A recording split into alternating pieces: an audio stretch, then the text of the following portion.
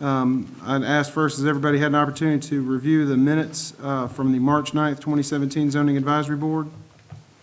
And everyone having had an opportunity to review, is there any motion to amend or approve the minutes as already drafted?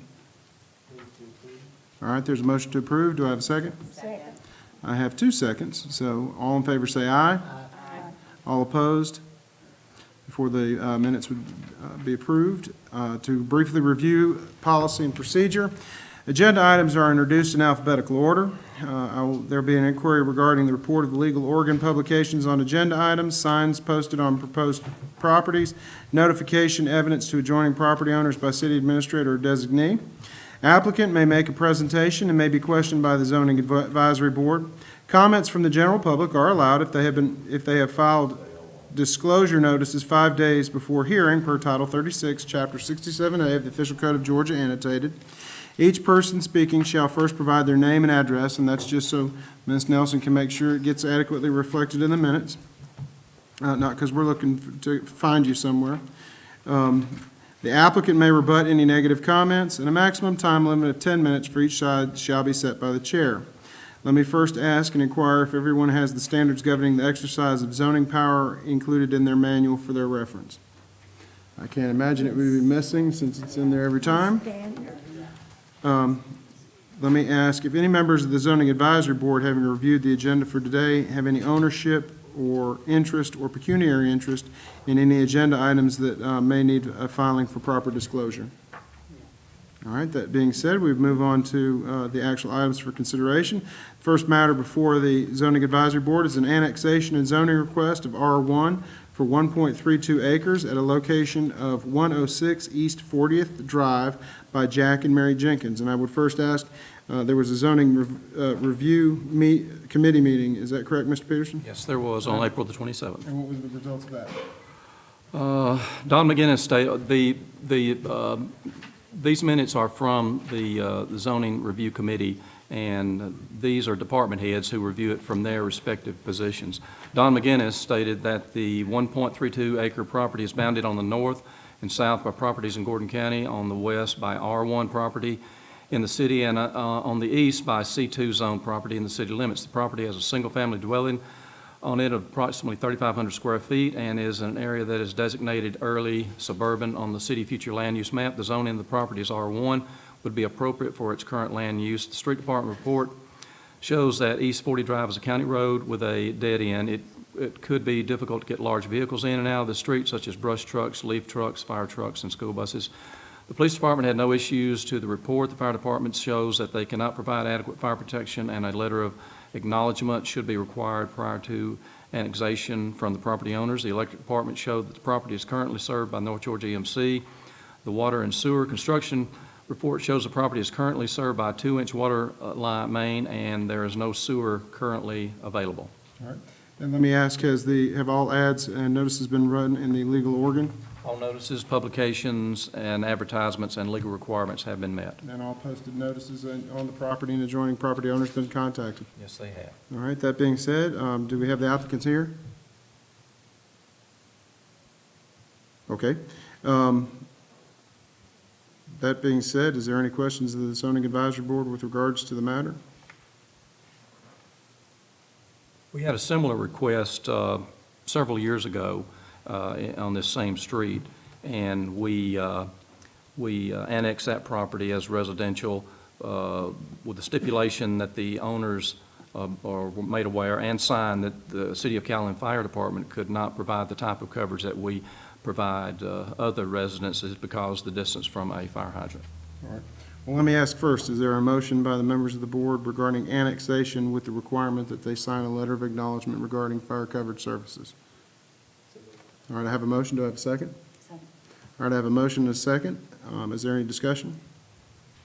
I have a question about school buses. Go ahead. Is there a problem with the school bus going? Do they want to use the school buses? I'm not sure. But You know, the so- school bus, the school may say, we just can't get it down there to you, and then that would be But their that would burden. be their Yeah, problem. and they would realize that. Okay. They'll also be, They're you know, made aware of in the that. City schools right now anyway, not Yeah, city schools. okay. All right, any other questions or issues to discuss? There having been a motion and there having been a second, all in favor of annexation set with the requirements that they sign an acknowledgement letter regarding fire coverage, say aye. Aye. All opposed? All right, the recommendation then would be to, for the mayor and council to annex. With regards to the second matter then, subject to the annexation, is there a motion to have it zoned R1 pursuant to the city zoning ordinance? So moved. All right, there's a motion. Do I have a second? Second. There being a motion and a second to zone it as R1 for city zoning purposes. All in favor say aye. Aye. All opposed? Let the record reflect then that the motion is carried for one, a recommendation of annexation with the restrictions regarding fire and acknowledgement letter, fire coverage and acknowledgement letter, and also a recommendation to zone it as R1 pursuant to the city zoning ordinance.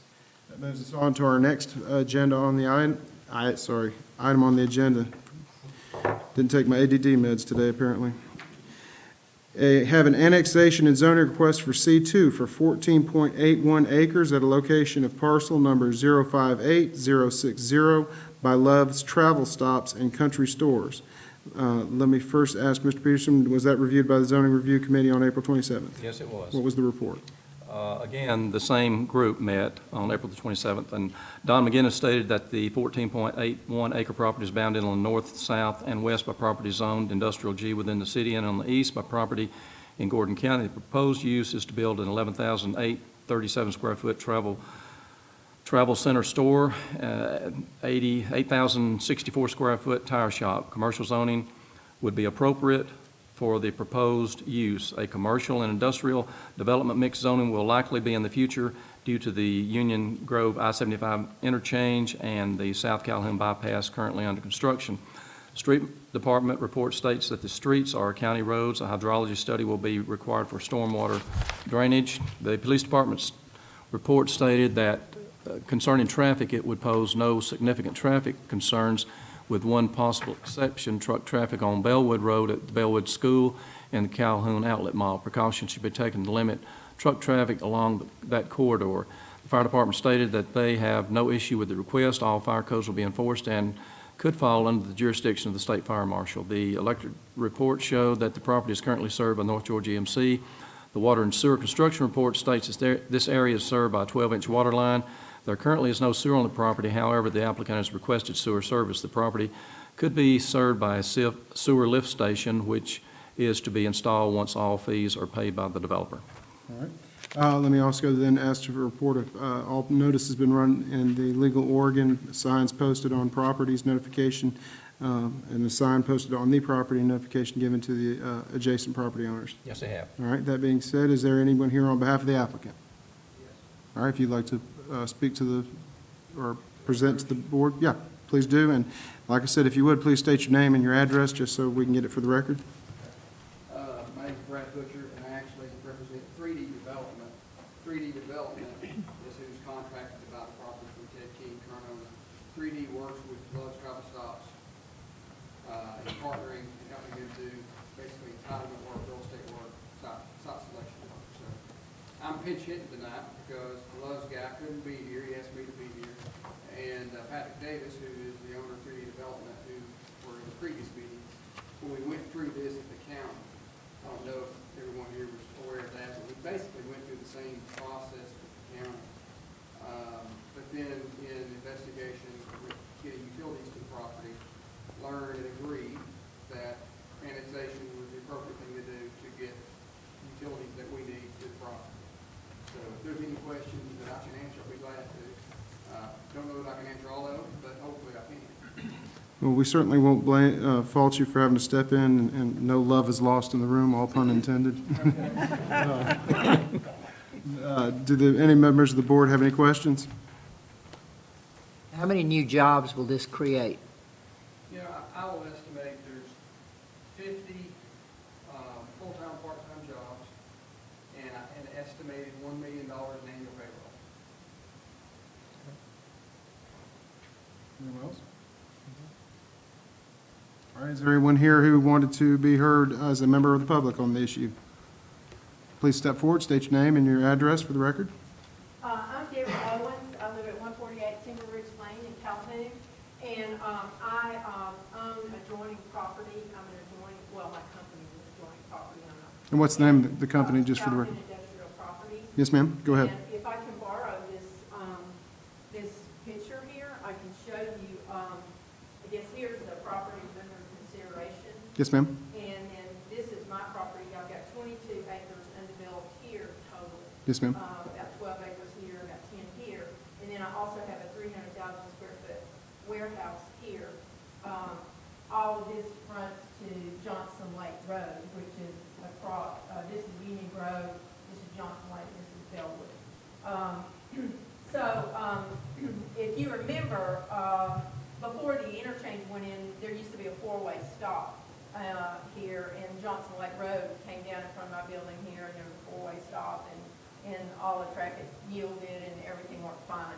Then, once the interchange went in, that intersection was shifted to the east, and DOT bought property right away off of our company to relocate Johnson Lake Road and shifted this intersection and shifted Bellwood to the east also. The problem is, my concern about traffic is a little bit different from what the zoning advisory board saw, because the traffic on Johnson Lake has to come out here to Union Road now, and no longer, there's no longer, anything but a stop sign. All this traffic is flying by here, and it's very difficult to make a left out of here. And I've got a 24/7 trucking operation running in this warehouse. We need a traffic light here. And my purpose of being here today is not to oppose the rezoning, because I support, I'm a developer type too. I recognize this is a huge tax benefit for the city, huge revenues. I welcome the sewer coming, the development and all that. We should have to be very smart and not hurt not only my business, but I've got huge development potential for my land. There are other businesses down Johnson Lake. Shaw's got a satellite truck parking lot right here. North American Containers here. I mean, there are a lot of people that live out this way. And right now, before anything comes, if you go down there during peak school and work times, traffic backs up all the way down, way past here, because they're trying to make a left off of Johnson Lake to get on to Union Grove. So what I'm requesting is this be approved with the stipulation that a traffic light is installed at this intersection right here at Union Grove, Bellwood, Johnson Lake. And, right now, the traffic studies might not support it. If you go run the numbers now, it might not support it. I don't know what and the problem is, right now, I guess this is technically still a county road, Union Grove, but we all know this is becoming, when the South Calhoun bypass is complete, this is going to become Georgia Highway 53. So not only are we going to be dealing with the truck stop traffic, but we're going to be dealing with Highway 53 traffic, as well as other roads in this area. I mean, it's already suicide here. I mean, my business will be, very much impacted if we don't do something to address traffic flow issues. And I attended the county commission meeting when the developer requested zoning requested the rezoning in the county, and at that time the engineer said the truck stop alone, I went back and looked at those minutes, would generate between 2,000 and 3,000 cars and trucks a day to the Love's truck stop. So, I mean, if I did the math right, it's like, average of 2 vehicles a minute, and most of these are going to be, tractor trailers. So they're going to have to exit 75. They cannot get a driveway to turn in off Union Grove. DOT will not allow that. So they're going to have to come down here to this intersection, make a left, and then make a left into the truck stop. So all this is going to be dumped into Bellwood Road. Meanwhile, we got Bellwood School up here. Those buses are coming down here. they also have to make, I'm being affected on the Johnson Lake side, but there are people just like me that are being affected on the Bellwood Road side. Bellwood Road people also have to make a left turn, and when all these trucks are making this turn here, it's gonna be impossible. And my concern here too is, we're talking about annexing into the city. This is a county road. This is, I guess, maybe a county road right now, soon to be a state road. I don't know if it's in limbo, but it's gonna become Georgia Highway 53. So who's going to deal with this traffic concern? And I think it's incumbent upon our city planners and city leaders to address this traffic concern right now before we have, loss of life, before we have inconvenience and possibly lower property values for other residents. And by the way, my property, this whole thing has been annexed into the city for almost 20 years. So, I'm a city person being potentially impacted by, but like I say, I'm benefiting as well, and I don't want to minimize that at all. And I appreciate, this is gonna open up this whole corridor down Bellwood, and I would like to see our leaders, our city and county leaders work together and apply right-of-way down Bellwood Road to widen it from the outlet mall on down. I think that would be a visionary approach for them, because sewer is, gonna be available, and it's a natural corridor for growth and tax revenue and good things for our community. But I have to look at it personally, and, we just desperately need to, address the traffic flow, and most specifically, the traffic light. So I would like to recommend that it be approved with the stipulation that a traffic light be installed. And I know somebody's got to pay for it. And so I think the traffic light would also help the developers too, because I think it would improve ingress, because the traffic going to the truck stop, some of those folks are also going to have to be turning left here. So I think it would make the truck stop more successful as well. So I think the challenge is, number one, how do we get it there, and how do we pay for it? Appreciate that. Does any member? We have a representative here from the 6th District who might be able to address the status of the bypass right now, the ownership, and then if it's still in the county, or if the state taken ownership of that road right now. We have a representative from the DOT? If you could come forward and identify yourself, maybe you can help us out, because I don't know off the top of my head what part has been already acquired by DOT, what part hasn't, and what part's county, and what part's, obviously the city doesn't get to put a traffic sign or traffic light on the state's right away. So if you could state your name and I'm Dee Corson, and I went to the traffic violation section. I got kind of wrangled into this at last minute, so. it's nothing better. I'm not completely prepared. As far as the right of way, Mhm. I'm really not sure where that's at. That's, To be honest with you, I haven't known the whole time, because, we've bought right of way. mhm. It's still in the city, so whenever it's turned over and becomes 53, Mhm. then, we will have jurisdiction as far as the traffic light and that kind of thing goes. And I haven't seen the study, requested a study for that. Okay. Intersection for the same area. So I can't really speak to whether it warrants it or not, I don't know. If a traffic light was put up and you took it over as Highway 53, you would have the right to either take it down or leave it, wouldn't you? Yes, they just stay right. Well, they wouldn't put a traffic light up unless the warrants showed Right. that And if it one was already needed. up, they Yeah. wouldn't necessarily leave Like it. Deborah said, right now, the warrants probably wouldn't, but in the future, it might. Yeah, one way to handle that, we've done in the past, is to hold the money until such time that it meets the warrants.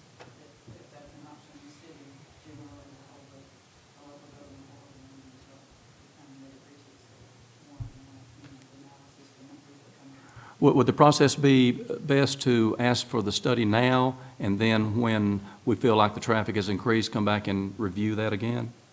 That's an option. Okay. You could, probably predict when it was warranted. Civil engineering doing studies probably with future growth based on future development in the area and just what's gonna happen here. I just got a, it's kind of funny, I just got a text from Rick Sheffield from Lowe's, and he said, when he came up, I thought I better find out. Stan McCarley, District Six, Okay, a traffic impact study provided to him. okay. And the traffic engineer that's hired by Lowe's met with him, and they indicated, as we all have come to the conclusion tonight, that there's no signal required today. And what Lowe's attitude is they're open. If 2 years from now, there's a study done and there is a light required, they're willing to participate in that. I think their issue is this is to benefit everybody, and today it'd be very hard for them to burden the expense with all the other expenses associated with this side, to burden the signal, this intersection. So a traffic study has been completed, it has been turned in, and everything's in session. Okay. And actually, I have a copy, but I don't have it for a hard copy. We can get that to you. Okay. I'll look it up. Yes, ma'am. Well, I'd just like to make a point that just down the street, Shaw Industries has a traffic light that goes to their parking lot, which there's no way any traffic studies could have substantiated the need for that. So obviously, somebody somewhere paid for it, whether it was negotiated in their DOT settlement for right-of-way, or whether Shaw paid for it themselves. But that just tells me that you can't get a traffic light without the traffic numbers to support it, because it's there. I'm not familiar with whether that was. I think the county paid for that. It's Yeah. just east of this intersection at the Shaw parking lot. No, no, Go ahead, Tony. I'm familiar with the intersection. I'm not familiar with who actually, whether that's still Yeah. county, whether that was DOT or county put that up.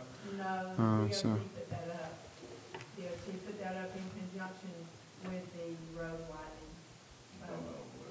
Yeah, well, it's on the east side, Yeah, about a half a mile from. Yeah. so there can be one, a traffic light could be obtained somehow, some way without the justification of the traffic study. I just don't know the process. Can we put a stipulation in where when it is warranted, which it sounds like as soon as it goes in, that soon after that, hopefully it's gonna be successful, traffic is gonna go up, that Love's would be willing to help out with the traffic light? Well, let me say this, and I fully appreciate what you're saying. I think everybody will discuss that. And Rick will be here for the city council meeting on the 8th. I think he'd be much better to address this at that time than me address it. But I will say this,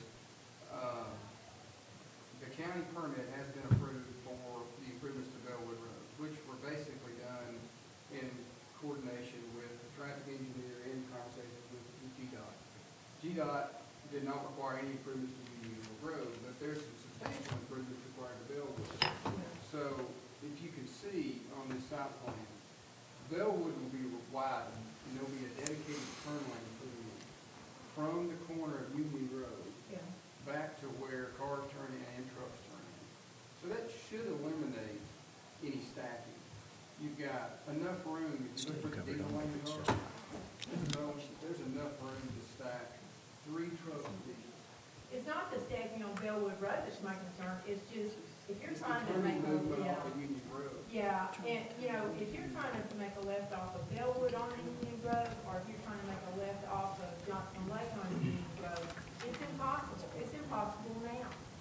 You're having to digest 5 lanes of traffic essentially, and that's moving at you very fast.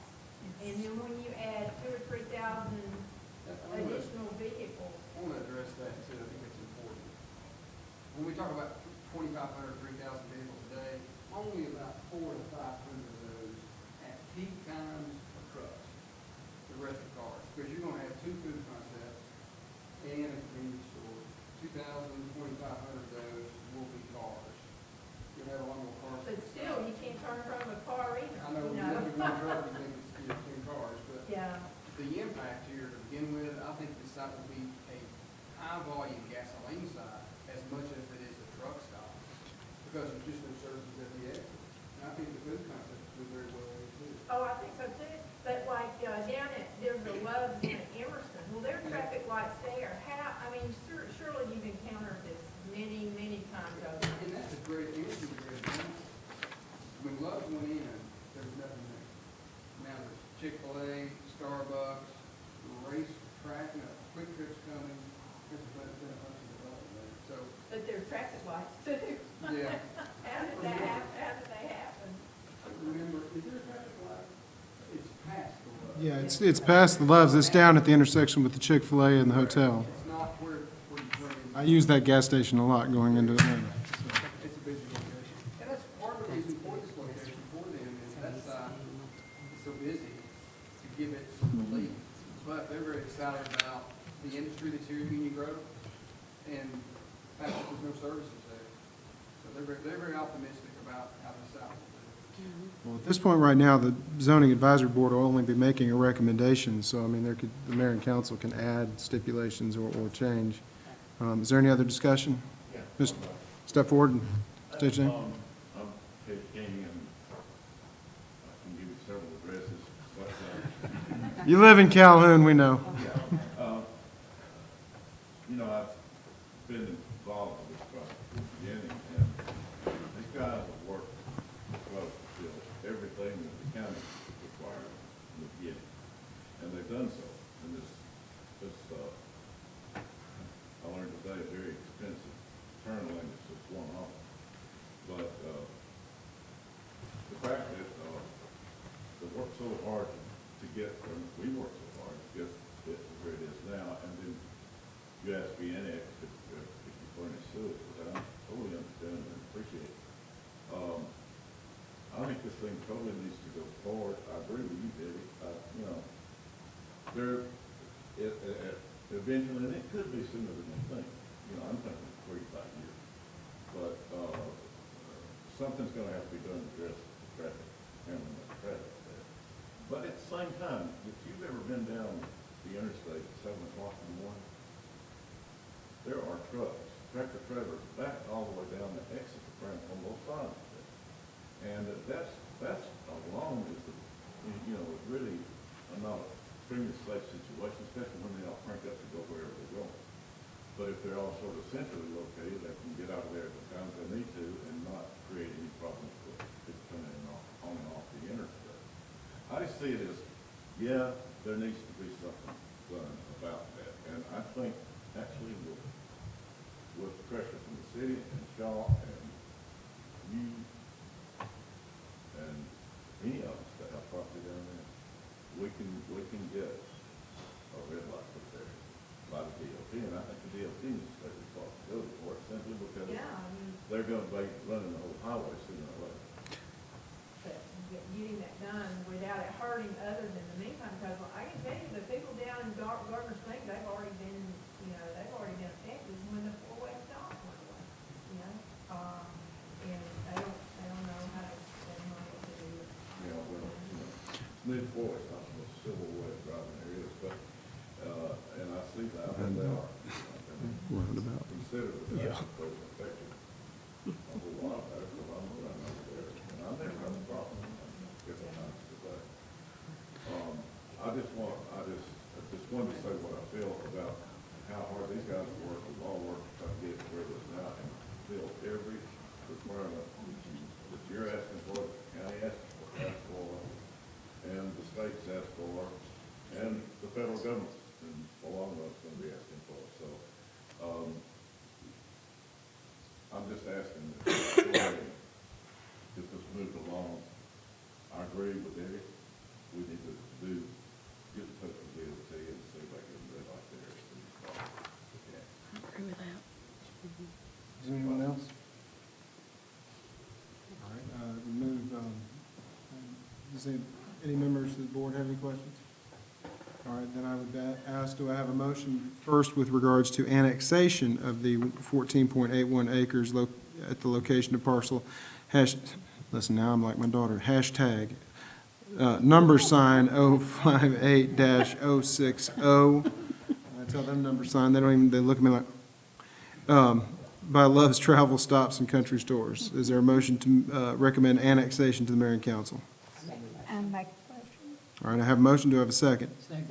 There being a motion and a second, all in favor say aye. All opposed? Let the record reflect that the motion for a recommendation for annexation is passed. That being said, do I have a motion regarding zoning it through the city zoning system of C2? So moved. There being a motion, second? Second. All right, there being a motion and a second, all in favor say aye. Aye. All opposed, say. Let the record reflect that the motion for recommendation to zone at C2, once annexed, has been passed. That move on to the last item on the agenda, a sign variance request by the same applicant at a location of parcel 058-060. The sign variance request of 160 feet for height of the sign and variance of 812 square feet for the face of the sign. Was there was that issue addressed by the zoning review committee? It was on the same date. Don McGinnis stated that the applicant is requesting a height variance increase of 160 feet and sign area increase of 812 square feet for an on-premise sign to be installed for a proposed travel center. Section 10.7 of the sign ordinance covering freestanding signs would allow a sign to be a maximum of 25 feet high and 120 square feet in area. The applicant states that the hardship issues exist, such as visibility from I-75 and safety of the vehicle traffic, to have sufficient readability time as reasons for the variance request. The street department had no issues. The police department had no issues. The fire department stated that they have no issue with the request. It was noted that the fire department's aerial apparatus has a limit of 70 feet. Also, this project will be under review of not only the Calhoun Fire Department, but also the Georgia State Fire Marshal's Office for plan review and field inspections. The electric department showed the property is currently served by North Georgia MC. Have all notices been published in legal organ, signs posted on proposed properties, notification evidence adjoining properties, owners been given? We've done all that. All right. Just to clarify before we start the discussion, Don, it's 25 feet there? The height limit is 25 feet? Yes, sir. All right, so are we talking about a variance of 135 feet to get to a total of 160? We need 160 foot high. To get it to basically 185 feet? Okay, and what's the maximum square footage in that area? Be 120 square feet, so we need 812 square feet. On top of the 128? All right, just so that way we're not, look for the motion. Let me ask first, does the applicant wish to address the board? I can. Please do. And again, Rick, it's better to answer some of these questions, but obviously this sign is for the sole purpose of visibility. And because of the location of the property and where the sign can be placed, to be able to get a sign high enough to be visible to I-75, both north and south, that in a way that's safe for cars and trucks to exit, it's gotta be this high. I will say, I've never, this is a big sign, 185 foot high sign is a big sign. Therefore, the cabinets have to be bigger. When it's 185 feet high, that's why the square footage has gotta be so large. But, they've done a traffic, they did a, sign survey, and, I think that was included in the package. I believe I saw that where they floated the balloon. Yeah, and all that, and, but, it will have, obviously, Love's sign on it, similar to Emerson, it'll have a price on it, and it'll have one or two food concepts on the sign. The applicant having had an opportunity to address the board, is there anybody else in the public that wants to address the board on the issue? I'll take note, Don, that is not part of the, we never did anything on on Union Grove. 53 is the only one with a, 53 right now currently is the only one with a special district. Okay. Do the members of the board have any questions? I've got one more question. Yep. In that application, was there a request for the directional signs? There should have been. I don't, the directional signs, I don't. Okay, we didn't know if we needed a sign variance for those or not, but we want to be sure we have signage of a truck entrance and car entrance and. No, I think you're good there. Okay. All right, then I would first ask, I'm going to do it in two sections. First, is there a motion regarding a sign variance from 25 feet, variance of 160 feet to a total of 185 feet for total height of the sign? All right, there being a motion, do I have a second? Second. There being a motion and a second for a height variance of 160 feet from 25 feet to make it a total of 185 feet. All in favor say aye. Aye. All opposed? Let the record reflect that that has passed for recommendation for a variance of 160 feet on top of the 25 feet for a total height of 185 feet. And then do I have a motion with regards to an increase of the increased variance of 812 square feet to the sign over and above the current square footage? So moved. What would the total footage be? It's 8. It's 800, it's 812. 932. 932. Yeah, that's what I've got, okay. So, let me rephrase that. Do I have a motion for a variance of 812 square feet for the sign face over and above the allowed 120 for a total of 932 square feet? So moved. All right, there being a motion and a second, all in favor? Aye. All opposed? Let the record reflect then that the motion has carried to make a recommendation for a variance of 812 square feet for the sign face for a total of 932 square feet. That being said, there are no other items on the agenda. Do I have a motion to adjourn? I so moved. There being a motion, do I have a second? Second. All in favor say aye. Aye. All opposed? And we're done. Everyone is reminded again, the matter will be up for final recommendation and consideration by the mayor and council on Monday night. Yeah. Now they're showing what it's going to look like you go north and south. When's the wedding? June the 10th. June 10th. Yeah, it's getting closer. Getting closer. Just about got all of it paid for. I think. I bet toward the last there'll be something pop Oh, up. I know. Oh, yes. Oh, yeah. Okay.